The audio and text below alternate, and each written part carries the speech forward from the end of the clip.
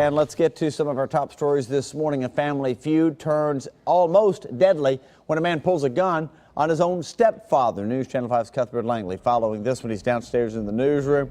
And it took some time to catch this guy, Cuthbert. Good morning, Steve. It did. This happened back in February, but it wasn't until this weekend when Metro Police arrested the 25-year-old suspect for this shooting. He's in jail right now on a $60,000 bond. He's facing a charge of aggravated assault with a deadly weapon as well as a vandalism charge. Here's what we know so far. This happened on February 5th. The stepfather in this says that he was driving on Ewing Drive near Dickerson Pike. The man told police he looked up and saw his stepson Robert Mitchell Jr. pointing a gun at his car.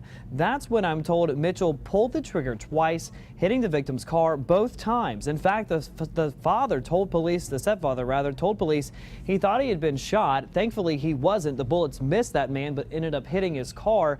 So police were able from day one to realize the suspect at the center of all of this is the stepson. But like I said, it took nearly 2 months for him to be arrested.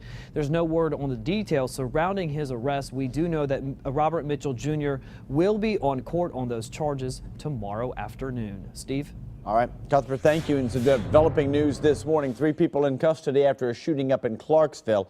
Police say the suspects were spotted shooting from a black Hyundai on Wooddale Drive just before 5 p.m. last night. Their names and what they were shooting at not released yet. If you know anything about the incident, call the Montgomery County Crime Stoppers number there on your screen. We now know the name of the man apparently killed over how he parked his car.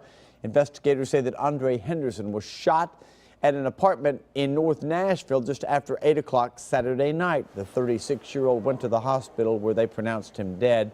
We're told his neighbor, Calvin Carter, confessed to the shooting. It was during an argument over parking. Carter is now charged with criminal homicide. And a man is behind bars right now accused of shooting 2 people outside of a grocery store. Charles Craig charged with especially aggravated robbery and aggravated assault. Police in Lebanon say the 25-year-old shot the victims at Al's Foodland Friday. No word yet how serious their injuries may be. A woman is dead and charges are pending against another after a bad crash in Coffee County.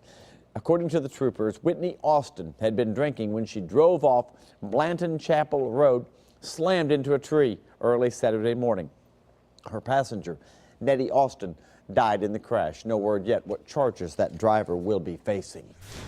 After several days on the run, 2 dangerous teenage fugitives are back in custody. Franklin police say William Malone III and Laverius McLean surrendered yesterday down in Columbia. The 17-year-olds attacked a guard, a couple of them in fact, and escaped from the Williamson County Juvenile Detention Center 10:30 on Thursday night. Those teens were behind bars for robbery and theft.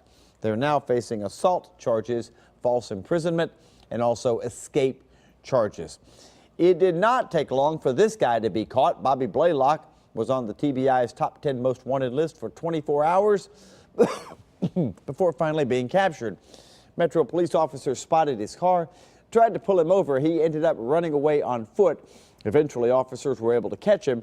Blaylock was wanted in Cheatham County on rape charges and for violation of the sex offender registry. He's also facing several charges here in Nashville. Dozens came together last night to remember a toddler shot and killed inside his home last week. Baby K, we're gonna really miss you. Family and friends gathered for a vigil for 2-year-old Kendall Pinkerton in Madison. The little boy known as Baby K was shot in the head in an apartment last Tuesday. Investigators are still trying to find out what happened and deal with the loss. It's sort of like 2 services, two homegoings, because like this one is in honor of Baby K, and then we have to go forth with the real service, the actual homegoing. Funeral services for that child have not yet been finalized. As soon as they are, we'll let you know. New this morning, a special needs child is recovering after allegedly being abused by 2 of his caregivers. Maurice and Rochelle Clayton are facing charges, each looking at 3 counts of aggravated child abuse. Maurice facing additional charges for failing to report that abuse and filing a false report. Rochelle is being held on a more than $115,000 bond. Maurice is on a $90,000 bond right now. Fire crews are still trying to find out what started a blaze at a Murfreesboro triplex. It was along East Burton Street, 8:30 Saturday night. Crews say they first saw smoke pouring from the middle unit and then flames coming from the front door and the attic. Luckily, no one was hurt, only one person displaced by that fire. And new details now on the severe storms that rolled through the area Friday night. Remember how black and nasty it looked outside? Well, the National Weather Service says, yes, it was a tornado touching down in Williamson County. They've classified it as an EF0, so certainly not very powerful, but it did take down some trees and uproot some trees as well. And in fact, it took some rooftops off the Leapers Fork area there. The Weather Service says it did cause a little bit of damage, 85-mile-per-hour winds from that storm. It is a very big day for future kindergarten students and their parents here in Nashville.